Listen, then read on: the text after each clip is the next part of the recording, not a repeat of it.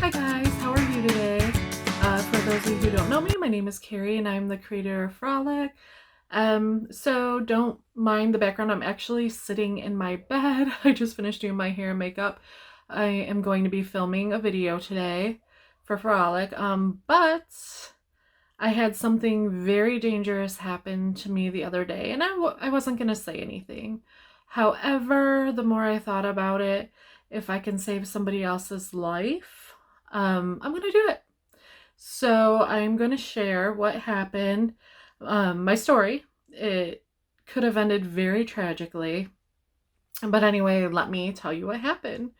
So my stepfather watches my dogs for me during the day. While I go to work, I have a full-time job. On my days off, I do record for Fur-rolic. And usually I get off work around 5. I decided I was going to go to a grocery store, so I had sent him a text around 4:30 telling him that I wasn't going to be home at my normal time, to which I didn't receive any response.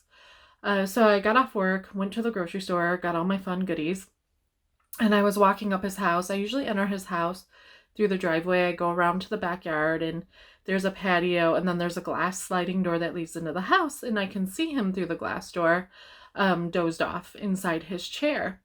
And the dogs were actually outside, which I thought was kind of funny, and they kept barking their heads off, acting really crazy. And I went and to take the groceries in. I opened the door and all of a sudden it just hit me. It was the worst smell ever. It smelled like gas, and I was like, "Dad, what is that smell?" And I kind of startled him because he was sleeping and he kind of like woke up and he's like, "What smell? I don't know what you mean. I don't smell anything." And I'm like, "No, I clearly smell something." Meanwhile, the dogs are running in and out of the house, barking their heads off. And he's like, "I don't smell anything. You're crazy. There's no smell in the air." And I'm like, it was so strong. I could literally taste it in my mouth. It was disgusting. And it was almost making me have to throw up. And I'm like, "No, no, you have to come out of the house. It just doesn't smell right." And to which he kept giving me pushback, saying he doesn't smell anything, yada, yada, yada. And I'm like, "No, sorry, I'm making a phone call." So I made a phone call to whoever it is you're supposed to call. I believed it was a gas leak. They were not open, so there was a message to call 911. I called 911. It only took about 5 minutes for the firemen to get there. 911 did say make sure everybody is out of the house. So me, my dad, and my dogs were all in the backyard, and the dogs are running around barking like crazy, especially at the firemen now. And I'm like, "Please, guys, tell me I'm not crazy. Tell me that you smell the smell in the house."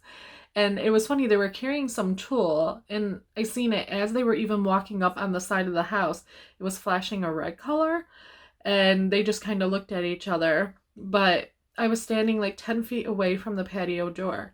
And when they opened the patio door to go in, it just immediately, the smell rushed out and just hit you in the face.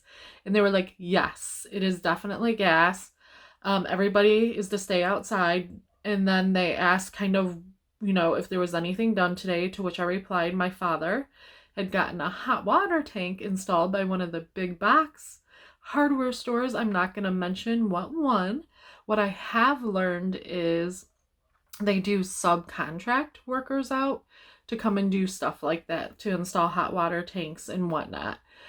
So they were like, "Okay, well, we will check that out first." They had went down to the basement. They were down there for about 15 minutes. They were opening windows. He did come back up and say that they had shut off the gas, that they noticed that some of the connecting bolts, whoever it was who installed it, basically forgot to hook it up technically and tighten it 100%. So the gas was just rushing out into the house. And he said, "I don't think you understand." He said, "But gas starts off slowly." He's like, "It filled up the whole basement. It filled up the whole upper level. Had there been a spark, had there been anything, the house was going to explode." And I couldn't believe it. And I was like, "How can my stepfather have not smelled that?" And he said, "Because it starts off just so small, your nose gets accustomed to the smell." And that's the scary part, is he was already nodding off. And I had to find something funny in it, and he did say, if you have to find humor in a very serious situation. I was sleeping all nice, warm, and cozy until you came in and started yelling. And he's like, and then that gizmo an hour before kept running up, barking his head off and running to the door to go outside. And I was like, of course, knock, knock, knock. Gizmo was having his lasty moment. He was trying to save your life. He was trying to tell you that something wasn't right. I am very grateful that he did let the dogs outside at the moment because he wanted to sleep. He was tired. And that saved the dog's life because my dogs are only 10 to 30 pounds. The amount of gas that was in there, things would have ended tragically. Had I not gotten home sooner, it would have been a very different ending. So we had to wait for, they were airing the house out, they shut off the gas. We had to wait for Consumers Energy then to come out and verify that that was indeed what the issue was and that was where the gas was coming from. We had to then call the lovely gentleman back who installed it to have him tighten everything down, which, yeah, it was nice getting to meet him. And then, yeah, that was about, it was like 11 o'clock at night before we could actually step into the house.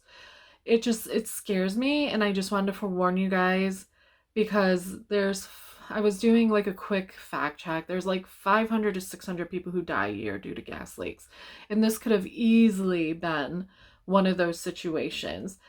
Stuff could have ended way more tragic than what it did. I could have lost my puppies. I could have lost my stepfather, all because somebody was careless and did not tighten down stuff. Yes, I know accidents happen, but it's lives you're gambling with.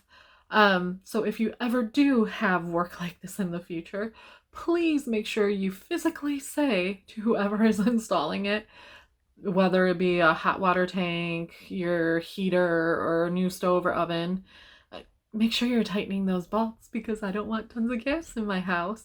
But anyway, I just wanted to share that with you guys, what happened.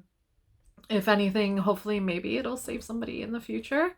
Other than that, I'm gonna let you go. I'm gonna start filming for today's video. You guys have a good day, okay? Take care.